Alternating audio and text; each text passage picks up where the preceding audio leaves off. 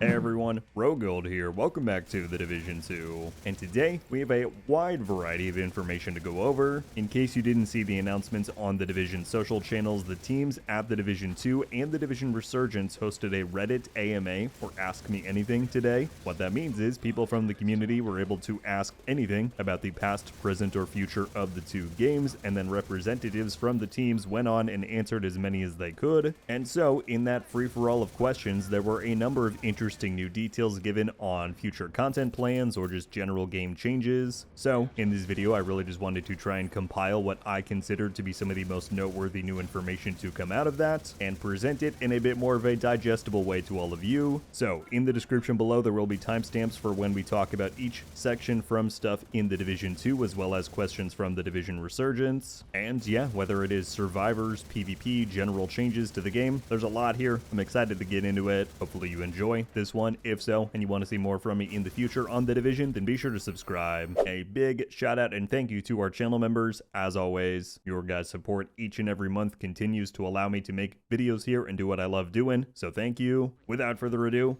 though, let's jump in. So you can see here we are on the Division's Reddit page and they had this post for the Division franchise 10th anniversary AMA with the Division 2 and Resurgence teams. In the responses that we will go over for the Division 2 we had Leo replying, who is one of our community developers, and then for Resurgence we had Jonathan, who is the game's creative director. And as you can see at the top here we have a bunch of different responses that I want to look at and go over. This is kind of insane, but I've grouped them by category so we will look at each thing in successive order. That said, I will link this entire AMA thread down in the description in case you want to go through, read through each individual response for yourself, including the ones that I did not put in the video. But as I said, the most important stuff and the new information should all mostly be in here. So let's kick it off with the Division 2. I started with a few replies that have to do with current in-game issues that a few people are facing with the current anniversary season and update. Firstly, this person asked, is there a plan to fix the borked textures on PS5? They're everywhere, and they included this image to show. The team replied saying, yes, we're currently looking into it. Next up, a question came in about the yellow filter that is in the game right now. Been getting a ton of comments about this after the visual upgrade that was added to the game in this latest update. The team replied saying the yellow filter is not something that we intended and we are actively working on a fix. Next, a question came in about the Ruin Hunter, which was included in the most recent climax mission. This was the one that had a secret activation method where you had to kill the boss in the first section in order for the hunter to spawn in once you get later on into the mission. A lot of controversy with this thing, people claiming that using the turmoil was the only way to kill the boss and that the intended method was not able to be discovered. Some developers hinted at the fact that there was an additional method out there to be found, but this is what they're saying right here. The person asked, what is the deal with the Ruin Hunter? The turmoil wasn't intended, all of that, and they say, funnily enough, turmoil was one of the intended solutions for it. The team wanted to try out something new and different whereby they would require a specific piece of gear in order to trigger something. They say though, as time goes on, we expect new solutions to be discovered, some that weren't even intended in our original design. If you want my completely honest thought on this, I bet that there was some other way that was intended to work here. It was probably bugged when the mission came out. They probably don't want to dedicate the resources to go back in and fix it. Again, this is pure guesswork, but I'm going to say that since the turmoil does work to take out the hunter, they're probably fine to leave it as is because at least it can be completed. But yeah, a very interesting development in the saga of the Ruin Hunter. To cap off the kind of current event question, somebody asked about realism mode. They said it is a great experiment, exactly what I expected from the Division since 2013. Can we expect a full-fledged, improved, and permanent realism mode? This has obviously been a big topic within the community lately since the update dropped, and the team replied saying, we wanted to create realism mode as a truly special and limited experience. We know it is a great way to revisit to New York, but the Division has RPG at its core. We can consider bringing it back and expand it for future special occasions, but we don't have plans right now to make it a permanent addition to the game. Personally, this is an answer that I'm very pleased with. I like the Division because it is an RPG, not in spite of that. So I would prefer that they dedicate their resources to expanding, deepening, and improving the RPG side of the game. But if you are somebody who's big into realism, who wanted to see that expanded, let me know your thoughts on their take here. Now we move into a few questions that I grouped up for what is coming next for the game, notably Year 8 Season 1, which we know is right around the corner in April. A question came in saying, can we expect a PTS for Year 8 Season 1? If so, when? And the team confirms that yes, they're working hard to get a PTS version for our players. This is going to be a big season, and the anniversary season made the timeline a bit tighter, but we plan to bring a PTS later this month. And of course, you can expect info shared in the usual social channels. So there you go. PTS should be coming right around the corner, and I'm very excited to dive into that one. Continuing on the subject of Year 8 Season 1, somebody said, are we going to get more legendary content in the future? For example, legendary retaliation or something else? And the team replied saying, short answer, yes. We are adding new challenges right now in Season 1, and we're looking at how to increase the level of challenge to all of our other activities and systems. So we knew it had already been communicated that endgame difficulty and challenge is going to be a big focus in Year 8 Season 1. We've yet to get full details on that, but certainly very interesting to see them commit to saying that apparently, yes, they want to try and expand legendary and expand challenge across the game. I'm all for it, personally. And then finally for Year 8 Season 1, they don't specifically say it here, but somebody asks, are there any plans to add matchmaking for retaliation? And the game says, yes, it is coming to the game very soon. And the reason why I think this is confirmed to be for Year 8 Season 1 is because in the 10th anniversary stream, Yannick confirmed that not only are we going to be getting Black Tusk retaliations added in Year 8 Season 1, but also that there are a number of quality of life features for that mode in particular that are coming with that update. So it seems like matchmaking is going to be a part of that. And finally, you will be able to matchmake for retaliations. All right, next up, we only have one question picked out here that talks about survivors, which is of course the upcoming extraction shooter type experience to The Division 2. They did answer a few questions that talked about it, but the majority were either information that we already knew, like the fact that it was going to have PvE and PvP modes, or they were just too cryptic to really get anything out of it. But this one I thought was interesting. This person said, is it safe to assume that Survivors will be a free update to owners of the game and that it will probably work akin to how Realism does as its own separated set of agents and world, or should we expect it to be paid, or more like Countdown or the original Survival as its own little game mode with our current main characters? The game of course doesn't get nearly into that level of detail, but they do say, we will have more information for you later, but as we mentioned during the anniversary stream, you will be able to create a brand new character for Survivors. That's quite interesting. Maybe I just missed it. You all can let me know. I don't think they did mention that during the anniversary stream, but that is quite the interesting detail for them to confirm here. Either you will have the option to use your main character or also a new character, or you will be forced to create an entirely new character to go into this experience. Sounds very interesting. Can't wait for them to reveal more. Alright, then there were a number of questions that came in about the upcoming Central Park DLC that got confirmed earlier this month. This person said, hey Leo, I'm interested to ask about the Central Park DLC. Since it is right in the middle of Central Manhattan Dark Zone in The Division 1, is it possible that the DLC could also include parts of Central Manhattan? I was thinking it might be a shame if Central Park was only a small area that is an offsite location similar to Manning National Zoo. Thank you. And I'd seen similar questions come out from the community about people saying, is the DLC really just going to be the park? Is that big enough to warrant a whole DLC? But here's what they say. We will share more about the DLC later, but for now we can share that Central Park is a mysterious place and it is safer to investigate from its surroundings. So, potentially hinting that the DLC will not just be Central Park, but also potentially the outlying areas around it. If true,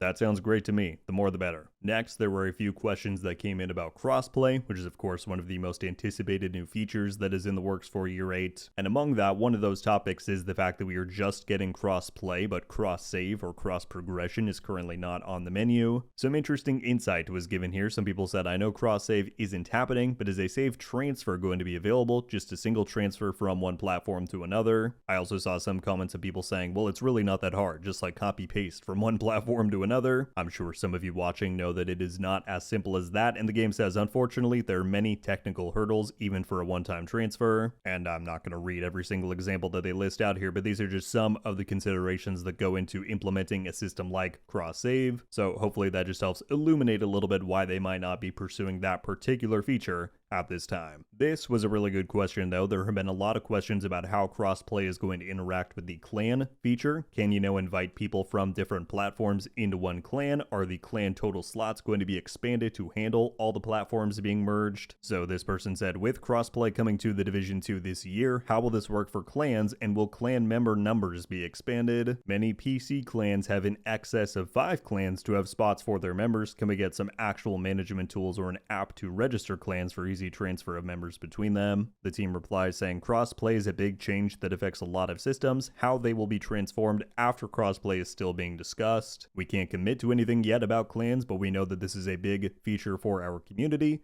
will take this into consideration. So obviously nothing too definitive there, but it's good to get the confirmation that the team is aware of the issue and that they'll try and think about it. Finally, although I'm sure some of you could have guessed the answer to this, maybe some of you out there were wondering it, this person said, with the announcement of Crossplay, does that give console players hope that the PTS will be available for us? The team says that although we are super happy to connect all of our player base through Crossplay, the PTS requires a different process compared to the main game, and so for this reason, Crossplay won't impact PTS, and PTS will remain a PC exclusive experience. Okay, then let's talk some PvP. We know that PvP changes are finally coming in year 8. They communicated that in the roadmap and stream. And we know that they've recently hired a new lead PvP designer to take on all of those things. And so they drop some interesting hints here. This person says, been playing since launch, have 4,000 hours easily. Are there any plans for a new DZ? Any plans for dealing with the rampant cheating? So the team says in year 8, we are looking to overhaul a large number of our existing PvP systems. Our aim is to firstly update the PvP experience, and this includes our current anti-cheat security tools in order to make PvP be a pleasant experience for everyone. Afterwards, our next goal will be to balance our existing gear specifically for PvP, and then look into ways in which we can update our PvP modes, DZ and Conflict, to make them feel fresh and rewarding. Our new lead designer is working on a plan for PvP changes for year 8, and it's looking promising so far. So, great to see them talk about this, great to hear them mention the anti-cheat stuff that they're working on, and that actually gets expanded in the next reply, so let's look at that. Again, this person asks, when is the anti-cheat update planned? The game is just flooded with cheaters shooting through the walls in a brazen way. They reply saying, anti-cheat, lag switch detection, and other security means is a top priority. We've got a dedicated team working on only those efforts now. We are hoping we can push an update to our anti-cheat in April and continue the efforts on the security front throughout the year. This is great news. I think this is the first time we've gotten confirmation of a timeline, so next month is when they're hoping to push some of these anti-cheat updates, including lag switch detection. Hopefully that works. That would be amazing if so. On top of that, they ask when to expect new maps in Conflict and the Dark Zones, and the team says we don't currently have plans for new maps, boo,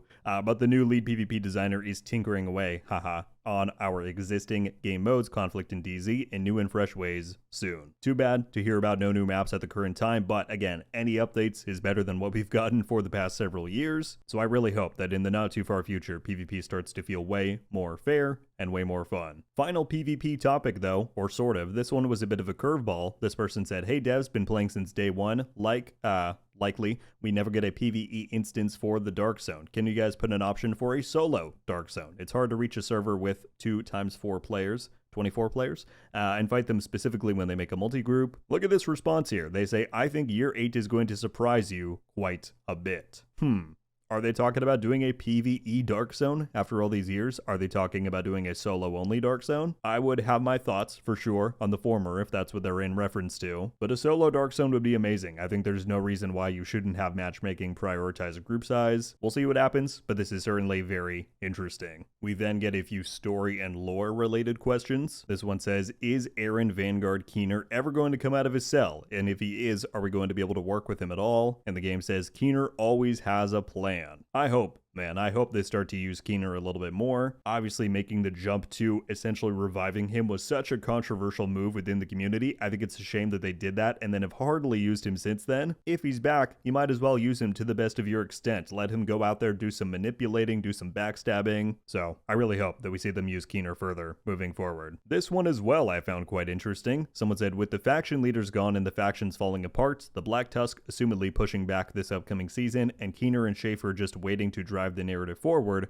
will we ever hear anything more about the Cabal or the Moravian Society in Div 2 or beyond? The Cabal is one of those threads that they introduced, I think it was in year 6, and they just have not brought up since then. I figured it might be something that they either wanted to leave behind or just not really talk about too much, but the game replied to this. They said, we do intend to keep moving the story forward in future seasons, and the Cabal may or may not play a role in future developments. Smiley face. Again, I hope so. I think the idea of the Cabal is quite intriguing, and I would love for us to continue learning a little bit more about them, perhaps to be paid off in something like The Division 3 one day, but still, this is good stuff. Alright, we then got a number of questions in relation to balancing. Some of these might overlap, but you should get a general idea. This person said, is there any plan to have greater build diversity? It seems the game is heavily designed around just using one build to do all of the content. The team says, we want to bring build diversity, but we also know that some playstyles are more popular than others. Our goal is always to ensure that we're adding fun gear fitting all playstyles. We do have plans to do an extensive balance pass and keep some things more relevant, and hopefully this will open up more opportunities to everyone. I know that's been a big question among the community. Is there more balance passes coming? This seemingly confirms it, and they go on to talk about it more. Right here, this person specifically calls out exotics, saying that some, like the Sacrum Imperium and the Provocator, could really use some buffs. When will these get a balance pass? The team says, about the exotics balance, we want to do a balance pass to keep all different gear viable to the meta. We know that some items are naturally more appealing than others due to the nature of our game and our community, but balancing the current gear is on the table. We don't have an exact timeline yet, but we want to do it. Hopefully soon. Again, I am someone who is in favor of seeing things shaken up over time, let some things fall and other things rise. How extensive will the balance pass be? Who knows? But yeah, if the Sacrum Imperium ever becomes even worthwhile to consider using, that'd be pretty cool. Okay, and then to close out the Division 2 section, there were a number of just kind of miscellaneous or random questions. This one though was quite interesting. Someone said, firstly, are there plans to add new exclusive rewards to Paradise Lost, Dark Hours, and Iron Horse now that their exotics are no longer exclusive? And the team flat out says, yes, we would like to bring new exclusive rewards to the incursions and raids, but nothing we can share for now. Thank you for your suggestion. Sending it to the team in charge. I know that's been a big suggestion for quite a while, is that instead of just completely, disincentivizing those pieces of content, why not rotate out the ones that people have wanted for, 8 years now, and put in new ones for people to chase? So, sounds like they might be headed in that direction, especially because we have seen items like the Eagle Bear and the Regulus and all of those be made much more available recently through events. We shall see, my friends. This person said, is there a plan to introduce the season-locked blueprints into the general loot pool? And the team says this is on our radar. We will probably have a solution for them at some point during year 8. As far as future seasons and climax missions, this person said, are there any plans to reuse the Dark Hours raid map in the same way that the Iron Horse map was reused for the recent manhunt? This is something that I'm certainly curious about personally. I thought the use of the Iron Horse map was quite cool, and I hope we see them continue to use more locations. They say, we are carefully paying attention to the community reaction to these types of changes. We want climax missions to feel special and unique, and we're daring to be a little bolder at each iteration. Now that Iron Horse was used, there is a precedent to use the Dark Hours map as well. Are we going to do it? I don't know yet, but it's on the table. All right. Good stuff. A question about the specialization rework, because of course that has to be in every single stream and communication they do. This person said, do you think there will be any capacity to explore doing the specialization rework that was previously talked about 2 to 3 years ago? And while this is not new news, it is good to hear that they say, yes, this is something that we still want to do, but it might take a different form than the one that we communicated a while ago. We are not sure on when we will be able to touch it, as we have a packed roadmap ahead, but it's still on our radar for sure. I would still love to see this someday. I was somebody who was quite hyped about the specialization rework, so maybe in year 9, if we're lucky enough to get that. We'll see. Alright, well that was everything as far as the Division 2. Now we move over to the Division Resurgence, which for any who don't know is the upcoming mobile spin-off title for the Division. It is set for worldwide launch at the end of this month on March 31st, and so the team jumped on to answer a few questions ahead of that release. A couple of interesting questions asked here. This person said, will there be raid style or incursion style content shortly after launch? Or if not, what systems to ensure that PvE replayability remains intact months after launch? They say that while we cannot speak about specific plans for now, yes, we do have plans for PvE replayability and to make it fun for those months after launch. Will there be other clan activities? Any plans for clan wars? It could be nice if there was some sort of territory control. I have thought this myself, especially given they have a clan base feature that you can upgrade and really feed materials and resources into. They answer same. We cannot give specific information for now, but we do want to add things to the clan feature. And then finally, this was interesting. They said, what was the biggest lesson learned from the Division 1 and 2 endgame that influenced Resurgence? And Jonathan says, super interesting question and hard to reply in short as there were many learnings and pointers, but he says, if I could mention something that perhaps would be the need to add down the line, it would be a form of targeted loot, right? Because that allows players to get these specific items as the game grows in live. And yeah, I would say to this day, targeted loot was still one of the most revolutionary features that the Division 2 added, and I'm sure Resurgence could benefit from having some form of that at some point. Along similar lines to one of those questions, but somebody said, will Resurgence receive seasonal content, game modes, new weapons, equipment, etc.? Yes, the Division Resurgence will have seasonal content you can enjoy. Stay tuned for the info. Again, along the idea of future plans, someone said, are there plans to expand the content updates for the DMZ? I think they mean Dark Zone. And yeah, they say, assuming you meant the Dark Zone, we do hope to expand on this game mode in the future, although we can't reveal more about it yet. A lot of that so far has been cryptic and not very definitive, but this person says, we just want to know if we will get a roadmap on the post-launch for the game. Looking forward to playing it at launch. And Jonathan says, we will share visibility on our first season and its content in the few days around launch. And while we do already have a plan set for our year one, we are still fine-tuning all of its details, so sharing visibility on our longer-term roadmap will unfortunately have to wait a little bit more. He does say though, but rest assured, we do want to communicate about it as soon as we can, and we absolutely understand how essential that is to build trust with you, the players. So that's good. Obviously, roadmaps, in my opinion, are beneficial for the community to know what to look forward to and when to look forward to it. So hopefully we get that for Resurgence sooner rather than later. All right, and then a final two that I threw in here that should make any Division 1 or 2 veteran happy to hear. Firstly, this person said, will there be secrets to discover? Hunter masks, secret bosses, etc. Jonathan says secrets to discover are secrets, but yes, you'll find loads in Resurgence. I think both in Division 1 and 2, some of the secrets in the open world and just the game in general have been one of the most memorable parts of those experiences, so that's good to hear. The Resurgence will carry that trend forward. And finally, then this question says, will we see hunters in the game during free roam, mission, or some events? And Jonathan says, hunters being secretive by nature. I can't answer that one directly, but we are not forgetting about them. Good. I don't think it's a Division game if you don't have a hunter in there somewhere. So again, hopefully we see those before too long.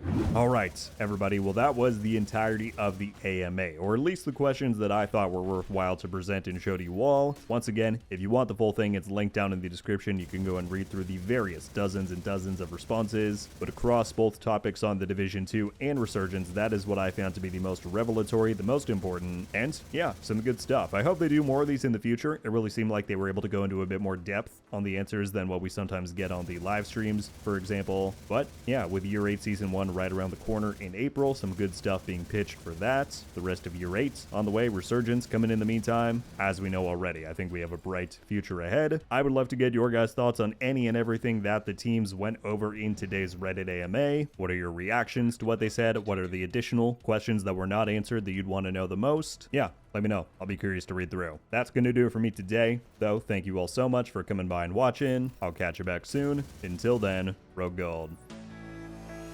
Ow. Oh! We just got a Ravenous! Haha! I might not be friendly. Let's go. Coming to the Division 2. Let's go! And